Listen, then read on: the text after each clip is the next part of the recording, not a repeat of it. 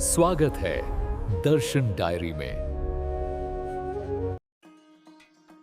क्या आप जानते हैं कि दुनिया की सबसे ऊंची मूर्ति इतनी विशाल है कि इसे 7 किलोमीटर दूर से भी देखा जा सकता है। न्यूयॉर्क की स्टैच्यू ऑफ लिबर्टी भी इसके घुटनों तक आती।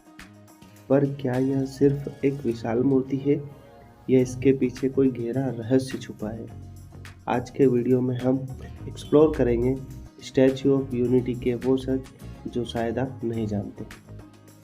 नमस्कार सभी को, मैं अंकित आज आपको एक्सप्लोर कराऊंगा देश की आन बान शान स्टैच्यू ऑफ यूनिटी के साथ।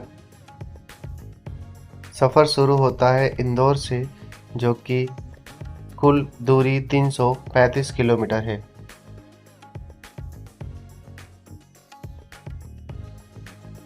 यह है स्टैच्यू ऑफ यूनिटी, भारत के पहले उप प्रधानमंत्री और लौह पुरुष सरदार वल्लभ भाई पटेल साहब को समर्पित 182 मीटर ऊंची यह प्रतिमा गुजरात के नर्मदा जिले में स्थित है। लेकिन रुकिए, इसकी ऊंचाई 182 मीटर ही क्यों रखी गई? गुजरात विधानसभा की सीटों की संख्या भी 182 है ना दिलचस्प। इसे बनाना कोई आसान काम नहीं था। इसे बनाने में करीब 2900 करोड़ रुपए खर्च हुए और 3000 से ज़्यादा मजदूरों और 250 इंजीनियरों ने दिन रात एक कर दिया। यह मूर्ति इतनी स्ट्रॉन्ग है कि 180 किलोमीटर प्रति घंटे की रफ्तार से चलने वाली हवा रिएक्टर स्केल पर 6.5 की तीव्रता वाले भूकंप को भी झेल सकती है। इसका नाम स्टैच्यू ऑफ यूनिटी रखने के पीछे बहुत ही गहरा और ऐतिहासिक कारण है। हिंदी में इसका सीधा अर्थ है एकता की प्रतिमा। आज़ादी के समय भारत में 562 छोटी बड़ी रियासतों में बांटा हुआ था। अंग्रेज़ों का विचार था कि ये सब अलग हो जाए, लेकिन सरदार वल्लभ भाई पटेल साहब ने अपनी सूझबूझ और दृढ़ संकल्प से इन सभी को जोड़कर एक अखंड भारत बनाया। उन्होंने पूरे देश को एक सूत्र में पिरोया।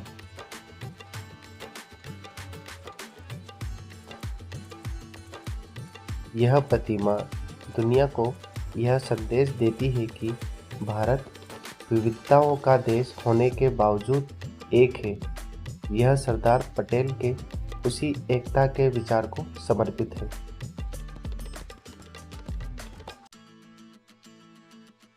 इस मूर्ति को बनाने के लिए भारत के लाखों गांवों के किसानों से पुराना लोहा इकट्ठा किया गया था।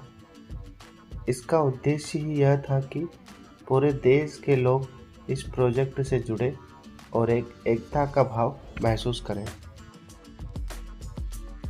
गुजरात की गोद में नर्मदा के तट पर खड़ी यह विशाल प्रतिमा सिर्फ पत्थर और लोहे का ढांचा नहीं है।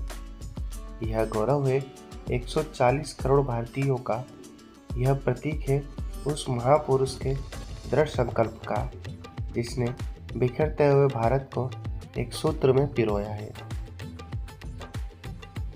जिनका इरादा फौलाद था और संकल्प हिमालय जैसा ऊंचा। ऐसे महापुरुष के चरणों में शत शत नमन। अगर आज सरदार पटेल न होते तो भारत का नक्शा कुछ और ही होता।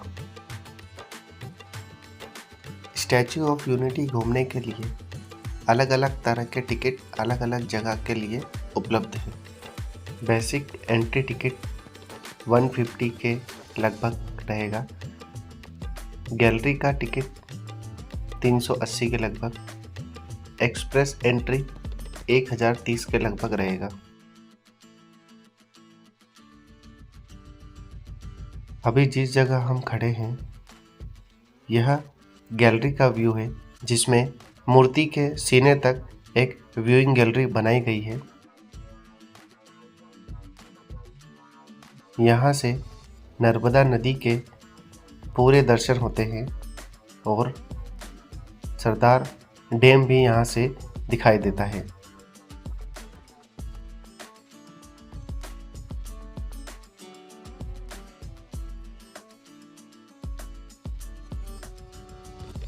स्टैच्यू ऑफ यूनिटी का खुलने का समय सुबह 8 बजे से शाम 6 बजे तक खुला रहता है।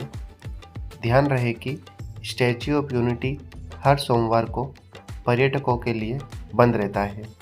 स्टैच्यू ऑफ यूनिटी के आसपास घूमने के लिए कई जगह है। अगर आप स्टैच्यू ऑफ यूनिटी आने का प्लान कर रहे हैं तो इन सभी जगह पर जा सकते हैं, जिसमें आपको 2 दिन का समय लगेगा इन सभी जगह पर घूमने के लिए।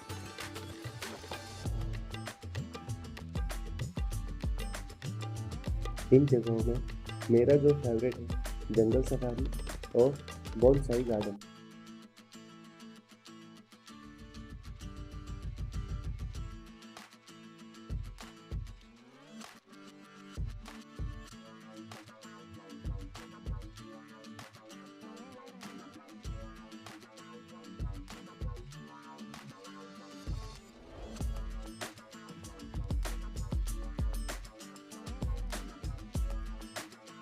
नर्मदा नदी पर बना सरदार सरोवर बांध न केवल भारत का बल्कि दुनिया के सबसे विशाल बांधों में से एक है।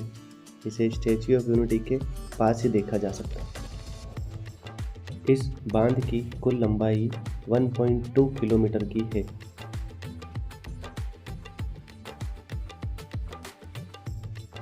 स्टैच्यू ऑफ यूनिटी के पास गार्डन में बोनसाई यानी छोटे आकार के पेड़ हैं।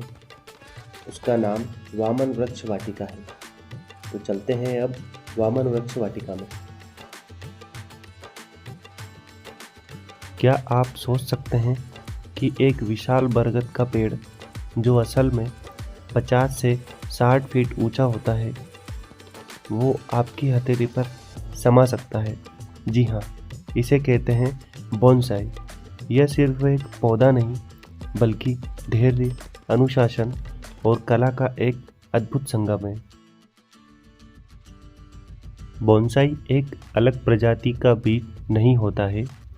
यह साधारण पेड़ों के बीज ही होते हैं, लेकिन इन्हें खास तकनीकों से छोटा रखा जाता है।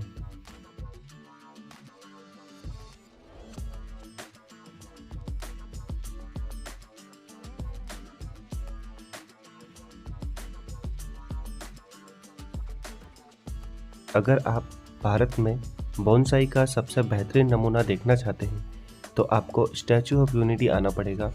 यहाँ 1000 से भी ज़्यादा बोनसाई पेड़ है।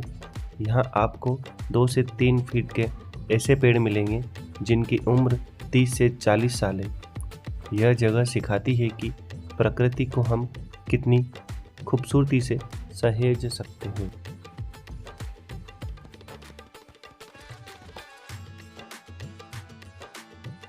ये था दुनिया की सबसे ऊंची प्रतिमा का वो अद्भुत नज़ारा जिसे शब्दों में बयां करना मुश्किल है। लेकिन याद रखिए, स्टैच्यू ऑफ यूनिटी सिर्फ ये मूर्ति नहीं है, ये एक पूरा अनुभव है। अगर आप यहाँ आने का प्लान बना रहे हैं तो कम से कम 2 दिन का समय ज़रूर लेकर आएँ, क्योंकि यहाँ देखने को बहुत कुछ है। चाहे वो जंगल सफारी हो, वामन वृक्ष वाटिका हो, यूनिटी ग्लो गार्डन, यहाँ की रिवर राफ्टिंग और क्रूज़ राइड आपको एक अलग ही एहसास कराएगी। कैसा लगा आपको यह वीडियो? आप भी यहाँ आना चाहते हैं? मुझे कमेंट करके ज़रूर बताएं। अगर वीडियो पसंद आया हो तो इसे लाइक करें, अपने दोस्तों के साथ शेयर करें। ऐसी ही और शानदार सफ़र के लिए चैनल को सब्सक्राइब करना ना भूलें। मैं मिलता हूँ आपसे अगले वीडियो में एक नई जगह और एक नई कहानी के साथ। तब तक के लिए जय हिंद, जय भारत।